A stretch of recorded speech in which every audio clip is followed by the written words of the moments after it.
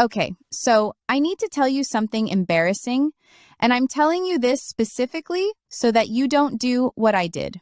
I was 23. My coworker, let's call him Derek because his name was Derek. Derek would not stop talking about stocks. Like every lunch. Have you heard of this penny stock? Derek was very confident. Derek had a lot of opinions, so I did what any completely rational person does. I downloaded Robinhood at 11 p.m., put $800 in, which was basically my entire savings at the time, and bought a stock I'd heard mentioned on a podcast once. I did zero research. I just bought it, like I was ordering a sweater. That stock lost 40% of its value in 6 weeks. I lost $320 before I even understood what I owned. And Derek, by the way, Derek also lost money. Derek was just louder about the wins. Today I want to talk about the thing I wish I knew about before I met Derek. It's called an ETF, which stands for Exchange Traded Fund, and it is genuinely the only investment most people in their 20s actually need. Let's go. By the end of this video, you'll know what an ETF actually is. In plain English, not finance bro English. Why it beats picking individual stocks for most people. The exact ETFs I personally hold right now. I'm also going to explain what the stock market actually is, because I genuinely thought it was more complicated than it is, and I feel like schools owe us all an apology for not teaching this. Okay, before we get to ETFs, we need to talk about what the stock market actually is, because I think a lot of people, including me at 22, picture it as this terrifying flashing numbers thing where men in suits yell at each other. Which, to be fair, it kind of was in the 80s, but that's not what it is for us. Here's how I actually think about it now. Imagine your friend Maya opens a smoothie shop. It's doing well, really well. She wants to expand, but she needs $100,000. She doesn't want a bank loan, so she does something clever. She splits the business into 1,000 equal pieces, called shares, and sells them to people. You buy 10 shares for $100 each. You've spent $1,000. You now own 1% of Maya's smoothie shop. If Maya's shop doubles in value, now worth $200,000, your 1% is worth $2,000. You just made $1,000 sitting on your couch. Now, instead of Maya's smoothie shop, imagine the company is Amazon, or Shopify, or Apple. The stock market is just thousands of Maya's smoothie shops, and anyone can buy a piece of any of them. That's it. That's the stock market. It's not a casino. Well, it can be if you use it like Derek did.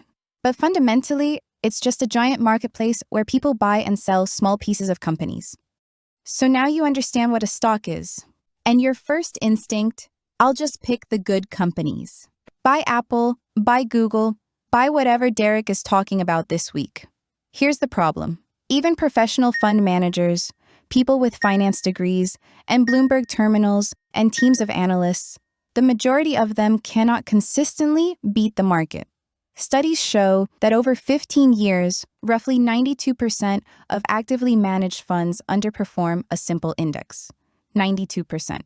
And you and I sitting here with our phones and our half-remembered podcast episodes, we think we're going to beat those people? We are not. And I say this with love. Picking individual stocks is like trying to guess which single smoothie on Maya's menu is going to be the best seller next year. An ETF is like owning the whole menu. If any smoothie does well, you win.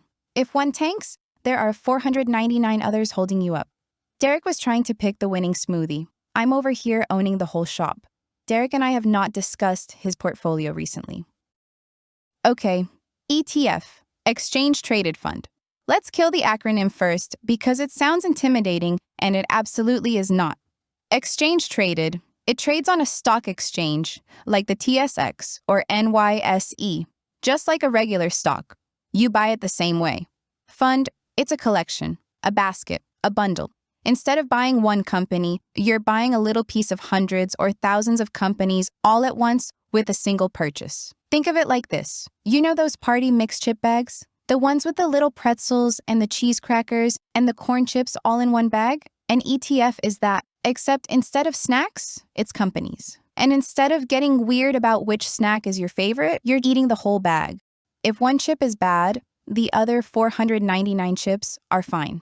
So when you buy one share of something like VTI, which is a super common ETF, you are instantly buying a tiny piece of over 3,700 American companies. Apple, Microsoft, Amazon, the smoothie startup that hasn't gone public yet, all of it, one purchase.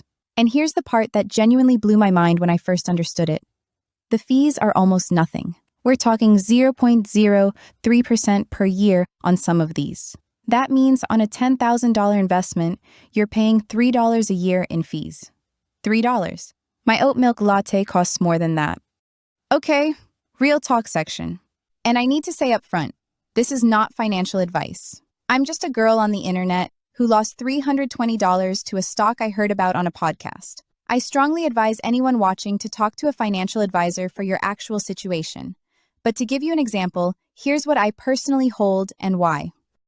In my ETFs I, I hold 3 ETFs. That's it, 3. XEQT, iShares Core Equity ETF Portfolio.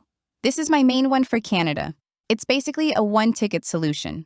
It holds Canadian, US, international, and emerging market stocks all in one ETF. I put the majority of my contributions here and genuinely do not think about it. VTI, Vanguard, Total Stock Market ETF. If you're in the US, this is the one I'd look at first. 3,700 plus companies. 0.03% fee. The Warren Buffett approved index fund strategy. Boring name, but what an incredible track record. Cash.to/high interest ETF. This is where my emergency fund and short-term savings sit. It earns interest like a high-yield savings account, but trades like an ETF. I keep 3 months of expenses here. Boring but crucial. That's my whole portfolio. 3 ETFs. It takes me about 20 minutes a month to manage. And by manage, I mean I look at it, remind myself not to panic if it's down, and close the app. Okay, I want to show you something, and I want you to actually look at it, not just nod and keep scrolling. 2 people, same age, 22, same income. Person A starts investing $300 a month into a simple ETF at 22, gets a 7% average annual return, and stops contributing at 35. 13 years of contributions, then just leaves it alone. Person B waits. They're going to start when things calm down, when the market looks better, when they pay off the car. They start at 35 and invest $300 a month until they're 65. 30 years of contributions. Who has more money at 65? Person A, who stopped contributing at 35, ends up with more money. Because compound interest is a thing that genuinely feels like cheating once you understand it. The money person A invested from 22 to 35 had decades to multiply. Person B was playing catch-up the entire time. The single most valuable financial asset you have right now, at whatever age you are watching this, is time. Not income, not a hot stock tip, time. And every year you wait is a year of compounding you cannot get back. Derek, if you're watching this, hi. No judgment. We all have our Derek phases. Mine lasted about 6 weeks and cost me $320. Some people's dark phase lasts years. The point is, you end the phase. Here's your actual homework. Do them before you watch another video. I mean it. 1. Open a ETFs I or Roth IRA if you don't have one. 2. Search one ETF ticker. XEQT if you're in Canada, VTI if you're in the US. Just look at it. Get comfortable with what you're looking at first. 3. If you're comfortable with what you see, and only if you're comfortable, buy one share. Just one. Even if it feels too small. The first one is the only one that matters. And remember, a financial advisor is the best person to help you through any questions or concerns you might have. And if this video made ETFs feel less like a foreign language, share it with someone who needs it. That person is probably texting you right now about a stock Derek told them about.